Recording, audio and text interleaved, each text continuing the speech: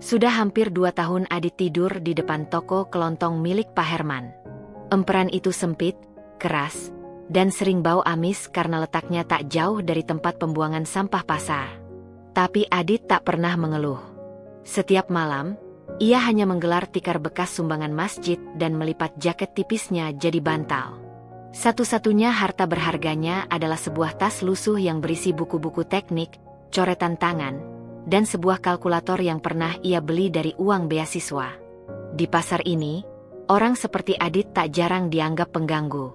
Wajahnya selalu terlihat lelah, rambutnya tak terurus, dan bajunya compang-camping. Tapi jika kau memperhatikannya baik-baik, sorot matanya tak pernah redup. Ada semacam bara kecil yang tetap menyala, meski sumbu hidupnya seperti nyaris padam. Pagi itu, seperti biasa, pasar mulai ramai sekitar pukul 6. Suara para pedagang menjajakan dagangan bersahutan, bercampur dengan deru motor dan bau amis ikan. Adit baru saja bangun, duduk memeluk lututnya di atas tikar. Ia menggosok matanya, menarik nafas panjang, lalu meraih satu-satunya bekal pagi, sepotong roti sisa dari malam sebelumnya. Di dalam toko, Pak Herman sedang membuka rolling door. Lelaki itu dikenal galak, terutama pada orang-orang seperti Adit. Ia selalu bilang bahwa trotoar di depan tokonya bukan tempat tidur, bukan pula tempat bernaung orang tak jelas. Tanpa sepatah kata, Pak Herman keluar sambil membawa ember. Air sabun keabu-abuan dari sisa cucian pel lantai langsung disiramkan ke arah Adit. "Pergi kau. Ganggu saja," bentaknya. Siraman air kotor itu membuat roti di tangan Adit jatuh. Bajunya kuyup, dan air kotor mengalir masuk ke tikar. Adit berdiri pelan, tidak berkata apa-apa. Beberapa orang yang melihat kejadian itu tertawa. Beberapa pelanggan tetap Pak Herman hanya geleng-geleng kepala. Tapi tak ada yang menghentikan kejadian itu. "Gembel memang tempatnya di selokan, bukan di depan tokoku," tambah Pak Herman, dengan suara keras agar semua orang mendengar. Adit hanya menatapnya sebentar. Tidak dengan tatapan marah, tidak juga tatapan takut. Lebih tepatnya, tatapan kecewa. Tapi dia tahu, berkata apapun tak akan mengubah apa-apa. Ia hanya memungut tas lusuhnya, menggulung tikarnya, dan berjalan perlahan ke ujung jalan, di bawah tiang lampu. Di sana, ia menjemur tikar yang basah sambil duduk lagi. Rambutnya masih meneteskan air. Beberapa anak kecil yang lewat menunjuk-nunjuk dan tertawa. Ia tersenyum kecil, lalu merogoh tasnya. Dari dalamnya, ia mengeluarkan buku tebal berjudul Mekanika Teknik Dasar. Buku itu sudah tua, beberapa halamannya lepas dan banyak coretan pensil. Tapi Adit membacanya dengan serius, seperti sedang mempersiapkan ujian besar. Di saat orang lain sarapan, Adit membaca. Di saat orang lain tertawa di warung kopi, Adit mencatat rumus-rumus dengan bolpoin biru yang ujungnya hampir habis tinta. Dan saat orang lain beristirahat siang, Adit berkeliling pasar mencari kardus atau botol plastik yang bisa dijual. Satu-satunya yang membuat Adit terus bertahan bukanlah belas kasihan orang, tapi harapan kecil yang ia simpan dalam-dalam, bahwa suatu hari nanti, ia akan bangkit. Ia tidak tahu bagaimana, dan kapan. Tapi ia percaya, selagi masih bisa membaca buku dan menulis dengan tangan sendiri, ia belum kalah. Namun hari itu, entah kenapa, hatinya terasa lebih sakit dari biasanya. Bukan karena air kotor, tapi karena perasaan menjadi hina di depan banyak orang. Seolah harga dirinya lebih rendah dari plastik bekas yang ia pungut. Sore itu, ia duduk lama sekali di bawah tiang lampu, menatap langit yang mulai gelap, dan bertanya dalam hati, "Apa salahku?" Tak ada jawaban. Hanya suara klakson dan keramaian pasar yang terus berlangsung seperti biasa, seolah apa yang menimpanya hanyalah bagian kecil dari rutinitas kota yang tak peduli. Di kejauhan, lampu-lampu mulai menyala. Pedagang makanan mulai menggelar dagangan. Pasar malam akan segera dimulai. Dan Adit masih di sana, diam, dengan baju yang masih lembab, dan rasa sesak yang belum pergi. Saat malam tiba, Adit kembali ke tempat semula. Meski tadi diusir, ia tahu tak ada tempat lain. Ia menggelar tikarnya lagi, kali ini dengan jarak lebih jauh dari pintu toko Pak Herman. Ia menyandarkan punggung ke tembok dan mencoba tidur. Tapi mata dan pikirannya masih terjaga. Dalam hening malam, ia mendengar suara tawa anak muda di warung kopi seberang jalan. Tawa itu tak mengganggunya. Justru membuatnya berpikir, seperti apa rasanya punya teman untuk sekadar berbagi cerita? Seperti apa rasanya dihargai, meski hanya sebagai manusia biasa? Tak lama, matanya terpejam. Mimpi pun tak datang. Tapi di dalam pikirannya, Adit membuat janji, jika besok masih bisa bangun, ia akan terus bertahan.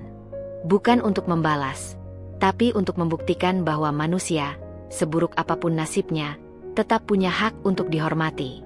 Dan di pasar yang keras ini, janji seperti itu adalah satu-satunya yang membuatnya tetap hidup.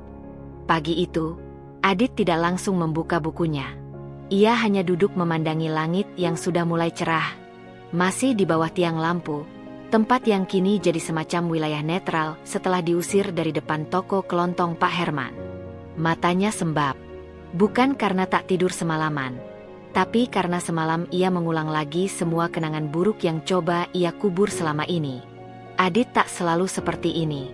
Dulu, hidupnya lebih dari sekadar layak.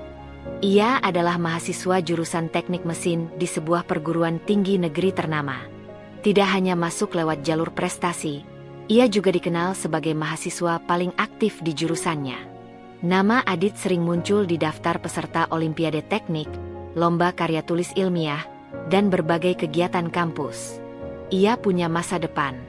Ia punya rencana hidup. Ia bahkan sudah punya proposal tugas akhir yang disukai dosen pembimbingnya. Rancangan alat penyuling air laut menjadi air bersih, sederhana dan murah.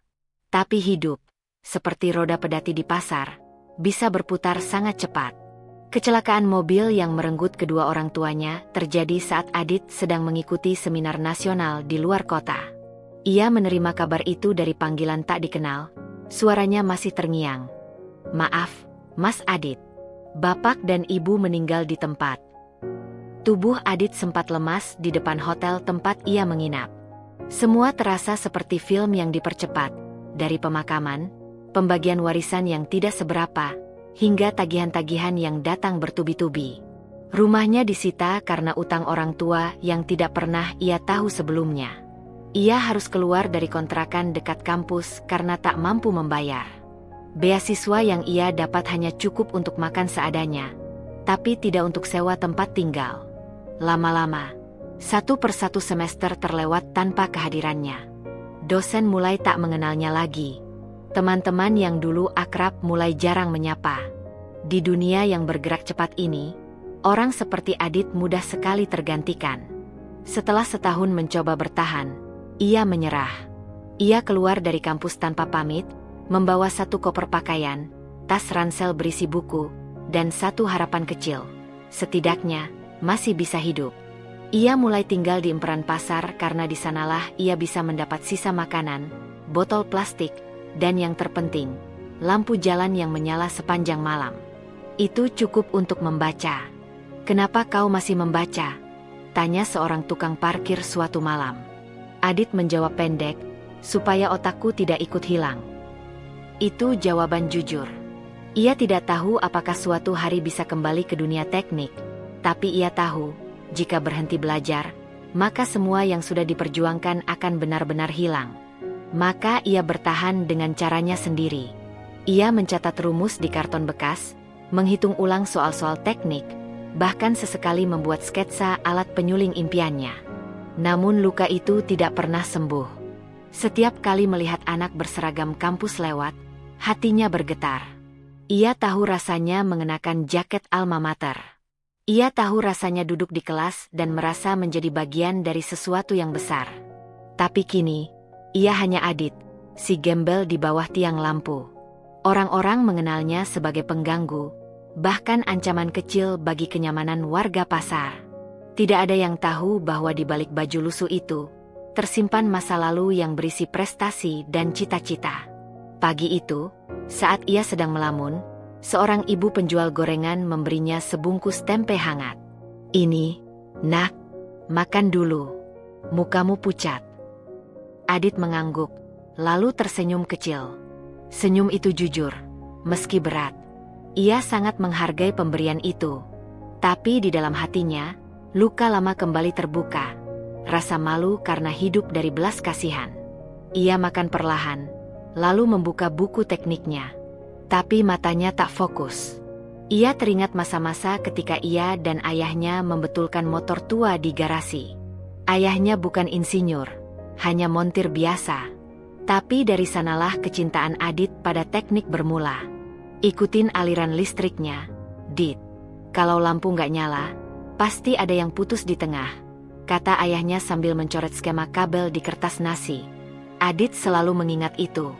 Hidup juga seperti aliran listrik. Kalau tidak nyala, bukan berarti semuanya rusak.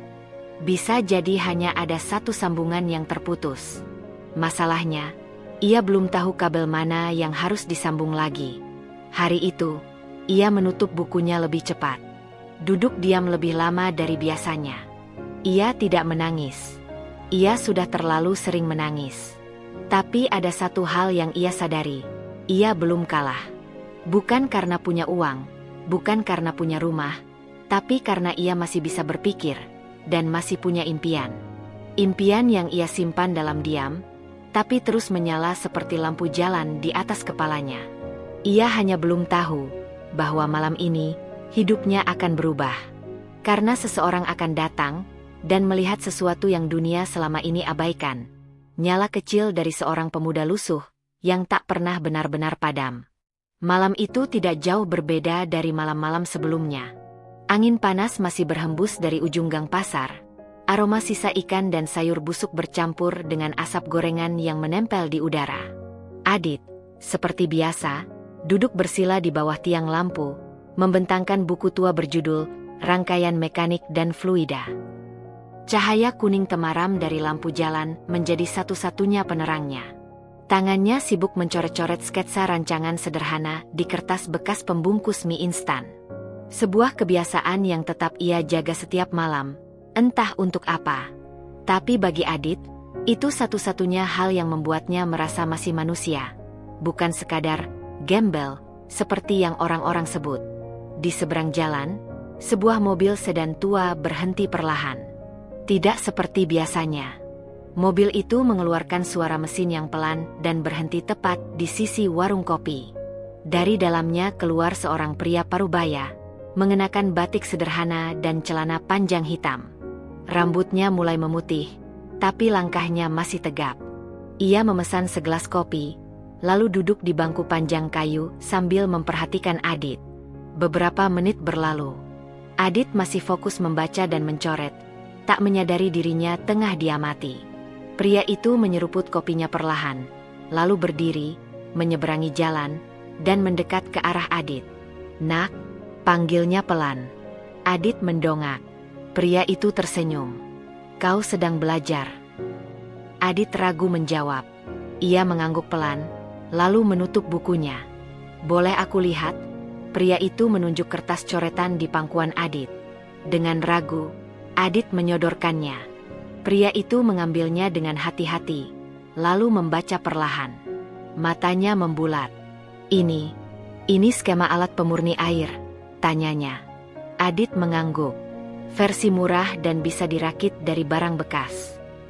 Pria itu tersenyum. "Namamu siapa?" "Adit." "Namaku Raka. Tapi orang-orang biasa panggil Om Raka." Ia mengulurkan tangan. Adit menjabatnya pelan, hangat dan tegas. Jarang sekali ada orang yang memperkenalkan diri kepadanya dengan cara seformal itu. "Sudah berapa lama kamu hidup di jalanan?" tanya Om Raka sambil duduk di pinggir trotoar, sejajar dengan Adit. Adit menghela napas. "Hampir 2 tahun. Dan kamu masih belajar teknik setiap malam?" Adit mengangguk. "Saya tidak mau otak saya ikut kotor karena keadaan." Om Raka tersenyum lebih lebar. "Kau tahu, kalimat itu layak dicetak di tembok kampus." Malam semakin larut, tapi obrolan mereka baru saja dimulai. Adit, untuk pertama kalinya dalam waktu yang lama, bercerita panjang lebar tentang masa lalunya. Tentang kuliah, beasiswa, tugas akhir, dan akhirnya, tentang kecelakaan yang merenggut segalanya. Om Raka mendengarkan tanpa memotong. Matanya tidak menatap Adit dengan kasihan, tapi dengan kekaguman. "Kenapa kamu tidak minta bantuan ke siapapun?" tanya Om Raka akhirnya. Adit menjawab sambil tersenyum tipis. "Saya sudah cukup sering merasa seperti beban. Saya ingin hidup dari kaki saya sendiri, walau masih goyah." Om Raka diam sejenak. Ia mengeluarkan dompet dari sakunya, mengeluarkan sebuah kartu nama. "Datanglah ke tempat ini besok pagi. Jangan pakai alasan malu. Aku punya satu tempat kosong di pojok kiosku. Kamu bisa pakai buat mulai usaha apapun. Modalnya kecil, tapi cukup untuk beli gerobak dan bahan awal. Aku hanya minta satu hal." "Apa itu?" "Kamu janji tetap jadi dirimu yang tadi malam bicara. Yang jujur, keras kepala, dan tetap punya hati." Adit memandang kartu nama itu. Matanya berkaca-kaca. Bukan karena jumlah bantuan yang ditawarkan, tapi karena rasa percaya yang diberi. Malam itu, setelah Om Raka pergi, Adit duduk terdiam lama sekali. Ia tak bisa tidur. Di tangannya, kartu nama itu terasa seperti tiket kecil menuju kehidupan yang baru.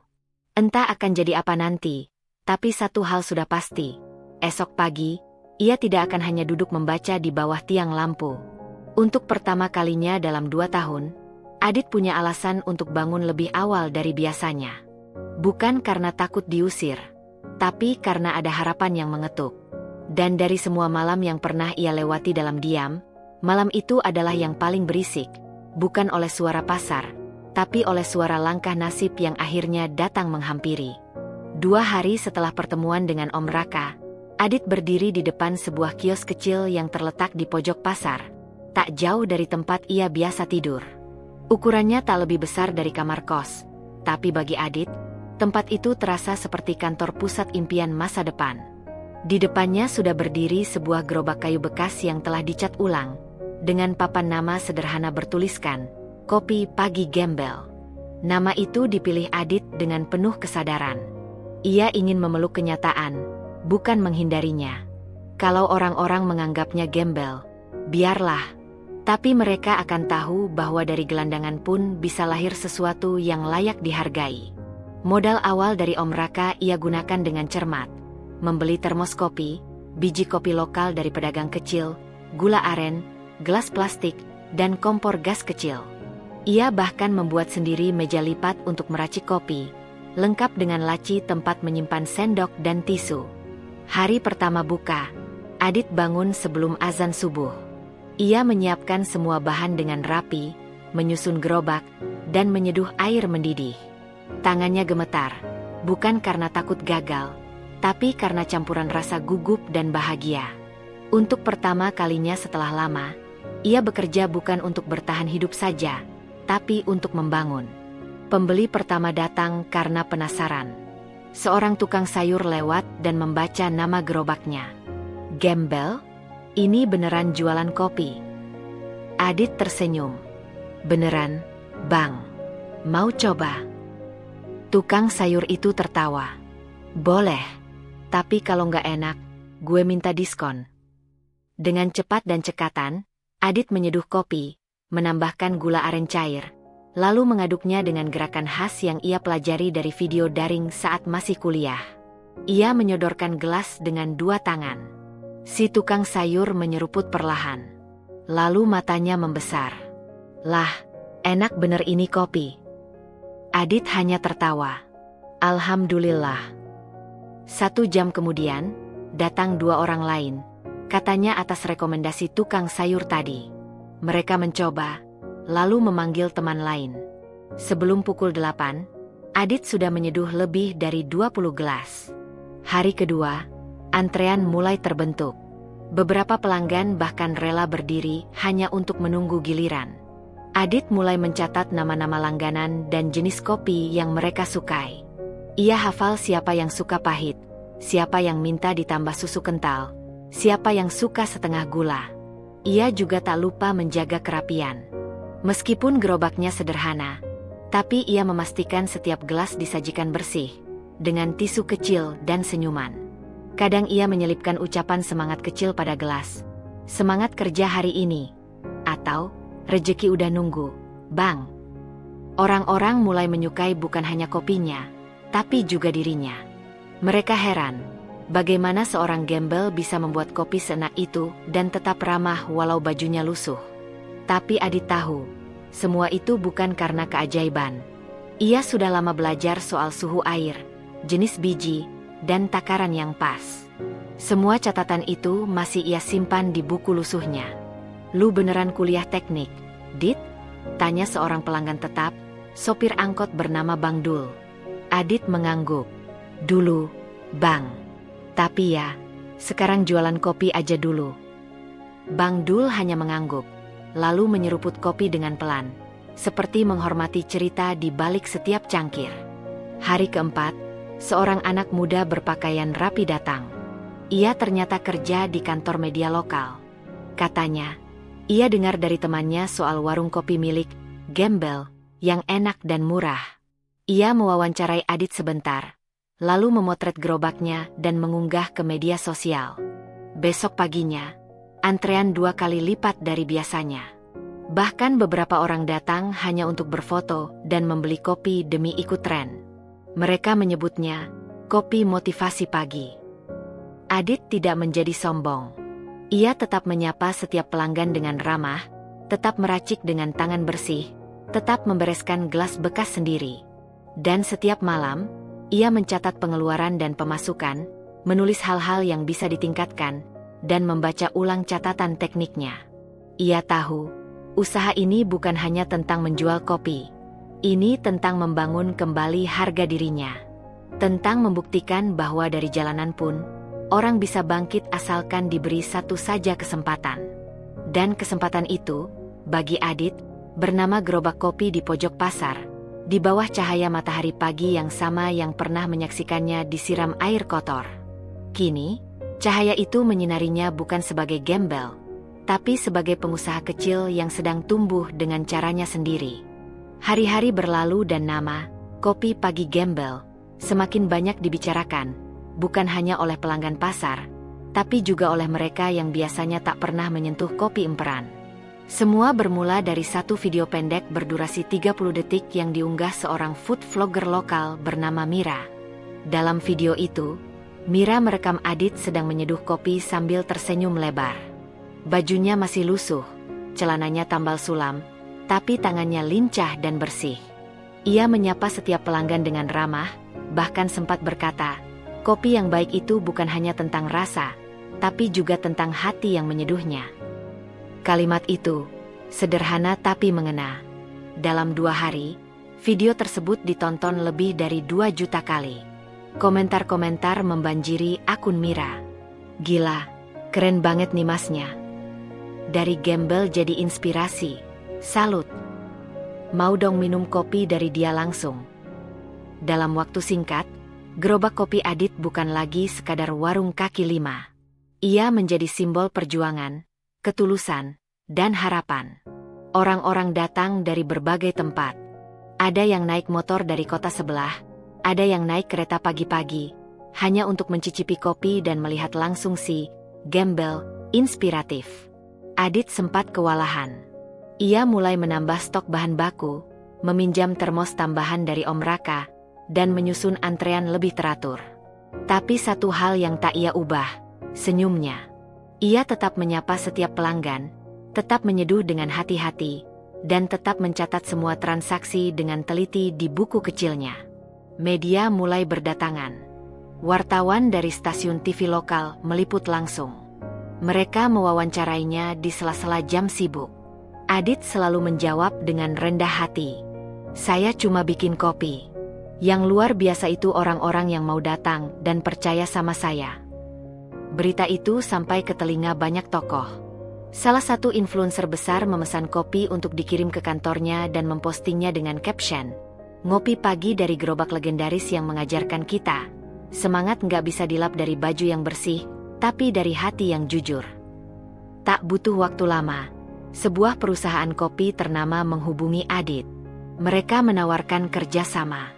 Mereka ingin membawa kopi pagi gembel, ke konsep kafe modern dengan branding profesional. Adit menolak dengan sopan. Saya belum siap jual cerita saya. Saya masih ingin menyeduh sendiri setiap cangkir untuk sekarang. Keputusan itu menuai pujian dari banyak orang. Ia dianggap teguh dan idealis. Namun bagi Adit, keputusan itu bukan soal pencitraan. Ia hanya belum siap kehilangan sentuhan pribadinya dalam setiap seduhan kopi. Sementara itu, penghasilan Adit melonjak drastis. Ia tetap tinggal di kios kecil milik Om Raka, tidur di lantai beralaskan tikar. Ia bisa saja pindah ke tempat yang lebih nyaman, tapi ia memilih menunda. Katanya, "Saya belum selesai di sini." Setiap malam, ia tetap membaca. Buku tekniknya mulai ditambah dengan buku bisnis dan manajemen. Ia mulai belajar strategi pemasaran, manajemen operasional, dan pengelolaan keuangan. Semua ia pelajari dari buku bekas, video daring, dan tanya jawab dengan pelanggan yang punya usaha. Om Raka melihat perubahan itu dengan bangga. "Kau bukan cuma bikin kopi, Dit. Kau sedang bangun kerajaan kecil." Adit tertawa. "Saya cuma jual harapan, Om. Harapan yang diseduh pakai air panas dan gula aren." Meski demikian, Adit tak lupa diri. Ia menyisihkan sebagian penghasilannya untuk membeli seragam baru dan perlengkapan sekolah bagi anak-anak pemulung di sekitar pasar. Ia juga mulai membagikan kopi gratis tiap Jumat pagi untuk para tukang becak dan petugas kebersihan. Gerobak kopi itu kini bukan hanya tempat menjual minuman, tapi juga menjadi pusat semangat. Orang-orang yang datang pulang dengan cerita tentang seorang pemuda lusuh yang tetap berdiri meski dihina, tentang seorang penjual kopi yang tak menyerah walau disiram air kotor. Satu sore, saat pasar mulai sepi, seorang pria berdasi mendekati Adit. Ia memperkenalkan diri sebagai manajer pemasaran dari sebuah stasiun TV nasional. "Kami tertarik menjadikan kisah Anda sebagai film dokumenter." Kisah perjuangan Adit, si gembel kopi. Adit terdiam sejenak. Ia tidak menyangka hidupnya yang dulu tak berharga bagi siapapun, kini dianggap layak untuk ditonton jutaan orang. Adit tersenyum pelan. "Boleh, tapi jangan lupa, jangan edit bagian waktu saya disiram air kotor. Karena dari situ semuanya dimulai." Dan benar, di balik segala perhatian dan pujian yang datang, Adit selalu kembali mengingat titik terendahnya. Bukan untuk meratapi, tapi untuk memastikan dirinya tetap membumi. Karena Adit tahu, ia tidak sedang mengejar popularitas. Ia hanya ingin membuktikan satu hal, bahwa bahkan dari titik terendah, manusia masih bisa berdiri, asal punya hati yang tidak ikut jatuh. Perubahan suasana di pasar mulai terasa sejak gerobak kopi pagi gembel makin ramai. Pelanggan yang dulu memenuhi toko kelontong Pak Herman kini lebih memilih antre di depan gerobak Adit. Suara ceria pelanggan yang bercanda sambil menunggu kopi, aroma seduhan biji kopi asli, dan sapaan hangat Adit menjadi kombinasi yang tak bisa dikalahkan oleh rak-rak penuh deterjen dan gula pasir. Pak Herman awalnya tak begitu peduli. Ia menganggap hiruk-pikuk di sekitar gerobak Adit hanyalah tren sesaat. Tapi perlahan, ia mulai resah. Setiap pagi, jumlah pelanggan di tokonya berkurang. Beberapa wajah yang biasa datang membeli kebutuhan harian, kini hanya lewat tanpa menoleh. Sebaliknya, mereka berhenti di gerobak Adit, mengobrol, lalu tertawa lepas. "Ini cuma fase. Nanti juga bosan sendiri," gumam Pak Herman, berusaha meyakinkan dirinya. Namun fase itu tak kunjung berlalu. Seorang pemasok sembako yang dulu rutin mengantarkan barang ke tokonya mulai menghentikan pengiriman. "Maaf, Pak Herman, kami diminta untuk fokus ke warung-warung yang pertumbuhannya positif. Permintaan di tempat Bapak terlalu kecil sekarang." Pak Herman mulai panik.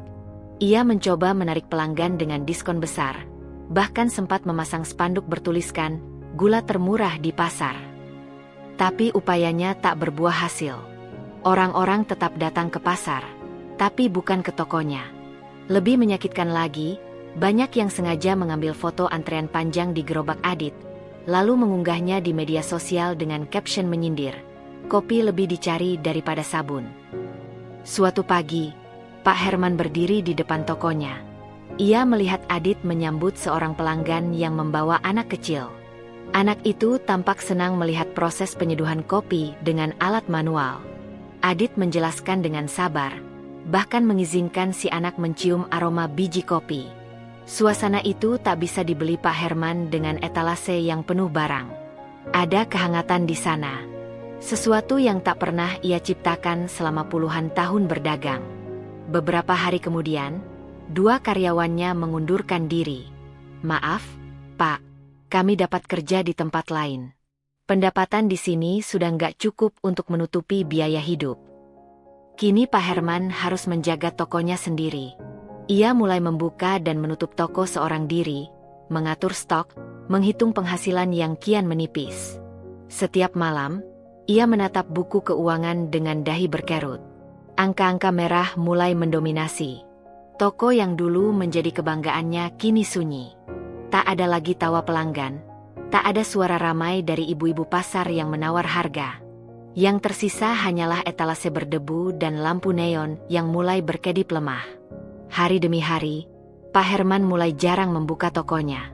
Kadang hanya setengah hari, kadang tidak sama sekali. Orang-orang mulai bertanya-tanya, "Pak Herman sakit?" Tapi tak ada yang benar-benar mencari tahu. Dulu ia dikenal galak dan suka merendahkan orang. Kini, orang hanya mengangkat bahu. Satu sore, Pak Herman duduk di dalam tokonya yang kosong.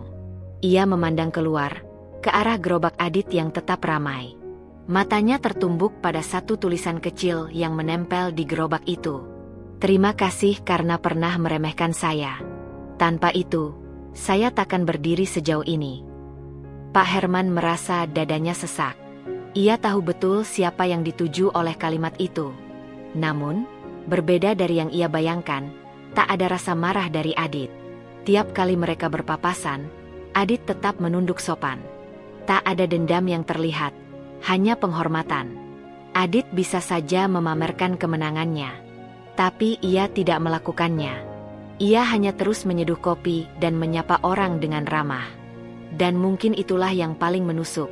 Kemenangan yang datang bukan dari pembalasan, tapi dari ketulusan. 2 minggu kemudian, Pak Herman resmi menutup tokonya. Tak ada pengumuman, tak ada perpisahan. Ia hanya menggembok pintu dan memasang papan kecil. Dijual. Pasar itu tak banyak berubah, tapi sesuatu telah bergeser. Di tempat yang sama, di antara suara klakson dan langkah kaki, gerobak Adit berdiri tegak. Sementara di sebelahnya, pintu toko Pak Herman tertutup rapat, seperti lembaran masa lalu yang telah berakhir. Sudah hampir 2 bulan sejak toko kelontong Pak Herman ditutup. Papan, dijual, masih tergantung, berdebu dan miring ke kiri karena satu paku penyangganya lepas. Tak ada yang menawar, tak ada yang bertanya. Warga pasar sudah lupa, atau pura-pura lupa. Kehidupan terus berjalan, terutama di sekitar gerobak kopi Adit yang kini makin padat. Namun Adit tidak pernah lupa. Ia masih ingat pagi itu, saat ia disiram air kotor. Bukan karena ingin mengingat rasa sakit, tapi karena dari situlah titik balik hidupnya dimulai. Ia percaya, bahkan dari pengalaman pahit, bisa tumbuh sesuatu yang baik, asalkan tidak dibalas dengan kepahitan pula. Suatu siang, Adit memutuskan sesuatu yang membuat Om Raka hampir menyemburkan tehnya. "Kau bilang apa tadi? Mau ajak kerja sama Pak Herman?" Adit tersenyum. "Iya, Om. Aku tahu, kedengarannya aneh. Tapi bukankah dulu Om juga menolong aku waktu aku sudah dianggap sampah?" Om Raka menghela napas panjang. "Tapi Dit, dia tuh yang dulu nyiram kamu pakai air cucian. Dia yang bikin kamu tidur basah dan ditertawakan orang-orang. Kamu lupa." Adit menggeleng. "Justru karena aku ingat, aku mau ngajak dia. Bukan karena aku butuh, tapi karena dia mungkin butuh kesempatan yang sama. Seperti aku waktu itu." Adit lalu mengetuk pintu rumah Pak Herman. Rumah itu kini tampak suram. Catnya mengelupas, halaman dipenuhi daun kering. Lama sekali sebelum akhirnya pintu dibuka. Pak Herman berdiri di ambang pintu, kaget melihat siapa yang datang. "Kamu?" Adit menunduk sopan. "Siang, Pak.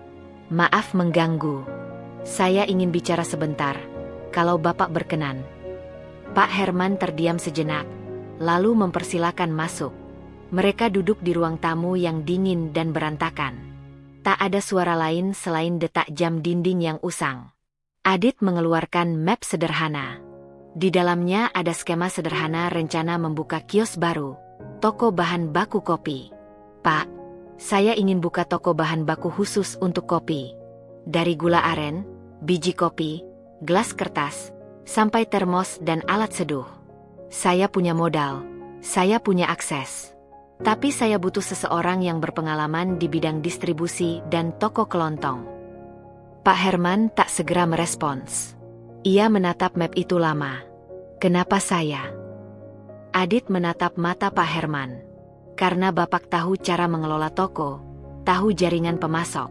Dan karena saya percaya, Bapak bisa berubah." Pak Herman tertawa hambar. "Kamu ini aneh. Dulu kamu tidur di depan toko saya. Sekarang kamu malah datang menawari kerjasama." Adit tersenyum. "Karena saya tahu rasanya diremehkan. Saya juga tahu rasanya diberikan kesempatan. Dan saya percaya, kalau hidup memberikan kita kesempatan kedua, kita bisa jadi orang yang lebih baik." Pak Herman tidak langsung menjawab. Ia hanya mengembalikan map itu ke Adit. "Terima kasih. Tapi saya nggak pantas. Dit, saya sudah terlalu banyak salah." Adit berdiri. Ia tak memaksa. "Kalau Bapak berubah pikiran, pintu saya terbuka." Ia meninggalkan rumah itu tanpa rasa kecewa. Baginya, ia sudah melakukan bagian terbaik yang bisa ia lakukan. Menawarkan tangan, bukan balasan. Beberapa hari kemudian, Adit dikejutkan oleh kedatangan seseorang di gerobaknya. Pak Herman.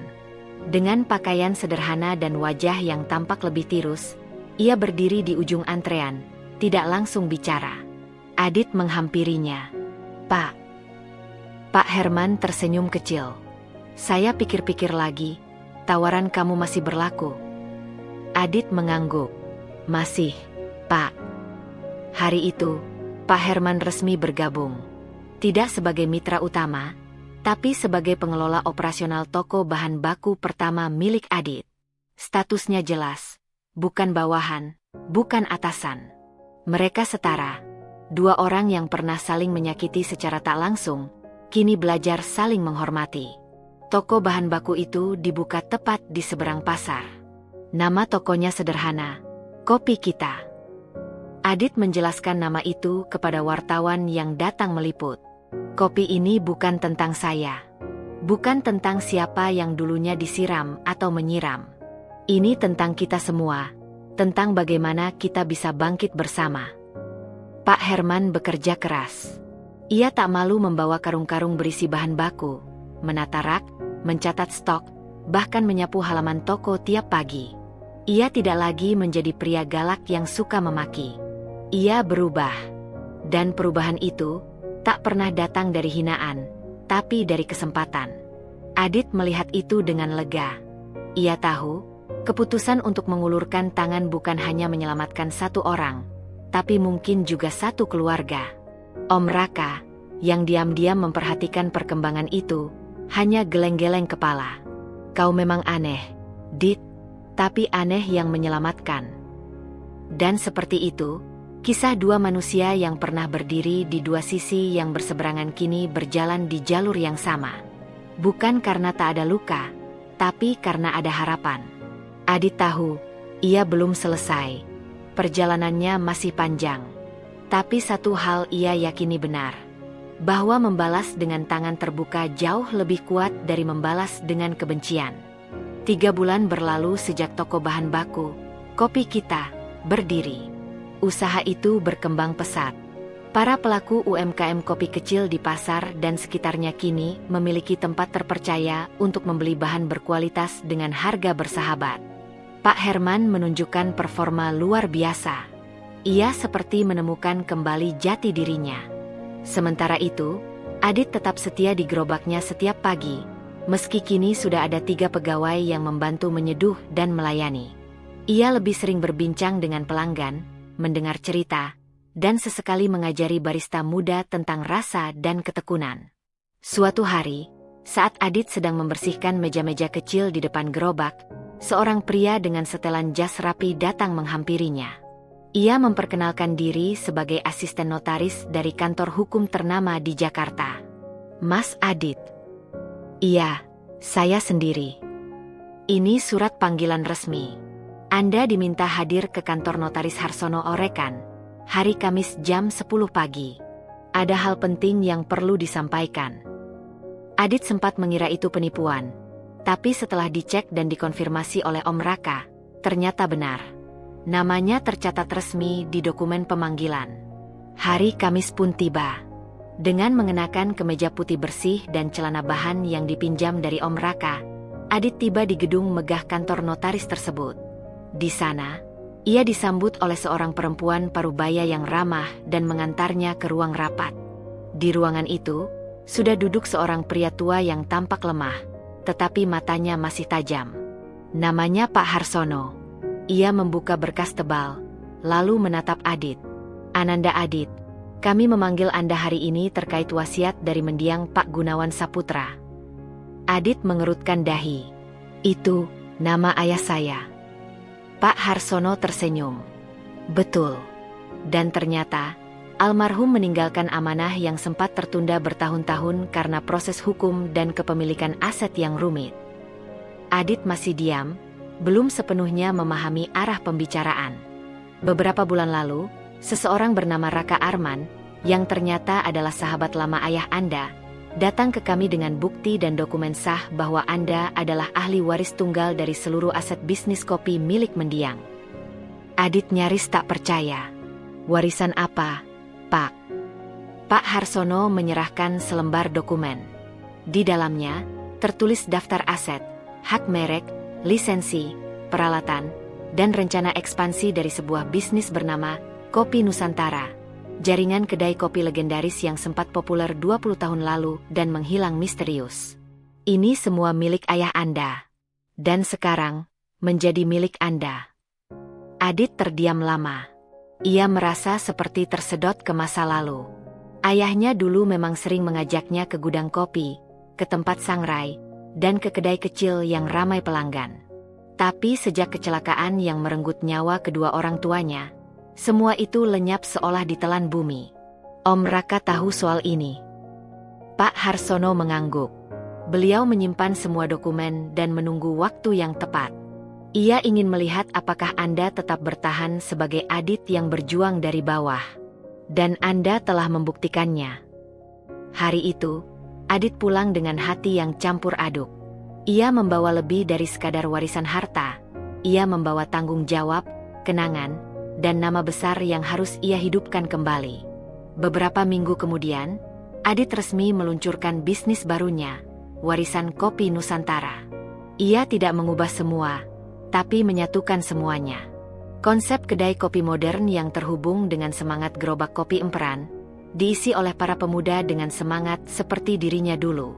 Ia tidak membuang nama, Kopi Pagi Gembel, justru menjadikannya bagian dari warisan, sebagai varian signature dalam menunya. Ada Kopi Air Kotor, yang justru jadi bestseller, karena namanya ikonik, seduhan emperan, dan gula aren lantai pasar. Semuanya diberi nama sebagai bentuk penghormatan pada masa lalu yang penuh pelajaran. Di cabang pertama yang dibuka di pusat kota, Adit mengangkat Pak Herman sebagai pengelola utama. Pak Herman ini bukan sekadar pengelola. Beliau adalah bagian penting dari cerita saya. Dulu beliau menyiram saya dengan air kotor, dan hari ini, beliau ikut menyeduh kopi bersama saya. Media kembali meliput. Tapi kali ini, bukan hanya karena kisah Gembel jadi inspirasi, tapi karena keberanian Adit untuk mengubah luka menjadi kekuatan.